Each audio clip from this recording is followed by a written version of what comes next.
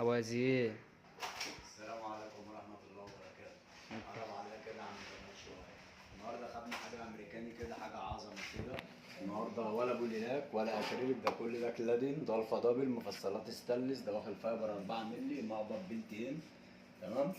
حاجة أمريكاني كده، معمول هنا نظام البرم دورين. تمام؟ ممكن نبدأ كده من بره. تعالى. كده هنا بدأنا المطبخ. عملنا هنا دي وحدة نيش. كملناها هنا للآخر كده.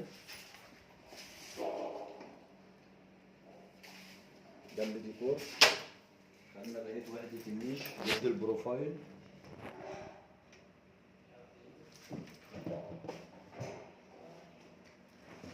وخام طبعا كله اسود جالاكسي. جينا هنا بدخلة المطبخ خدنا برضو دي كده وحدة النيش ضد البروفايل.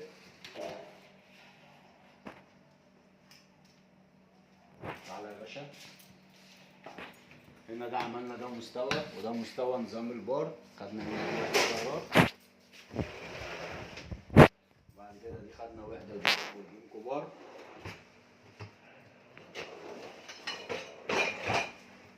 ده طقم تربو.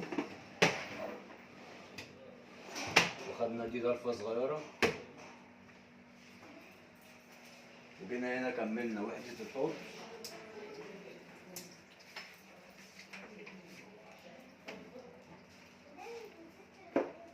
وجينا هنا خدنا الترول وفوق منه درج صغير.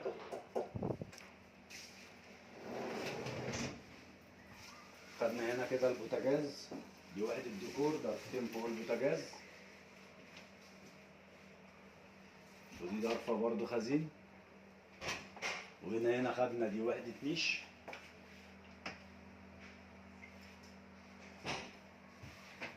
دي المطبقية.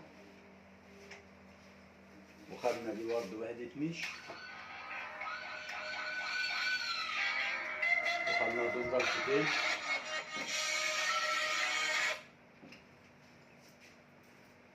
ودي ضرفة صغيرة.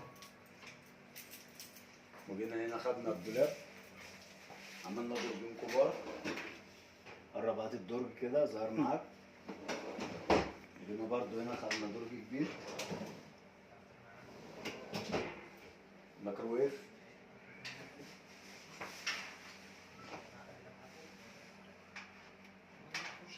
ضرفتين فوق الديب فريزر. خدنا التلاجة بوحدة الديكور والضرفة اللي فوق منها. وخدنا الكرانيش كلها، الكورنيشة الجديدة، شغل التجاليد ألوان. تمام. الرخام هنا كله اسود جالاكسي.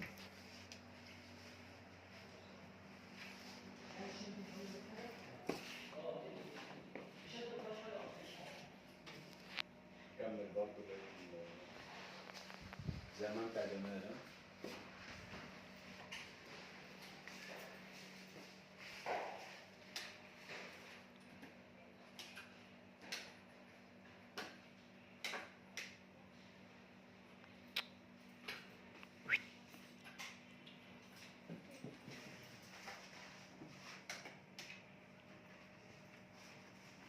مطبخ كله ليد بروفايل سبوتات داخلي.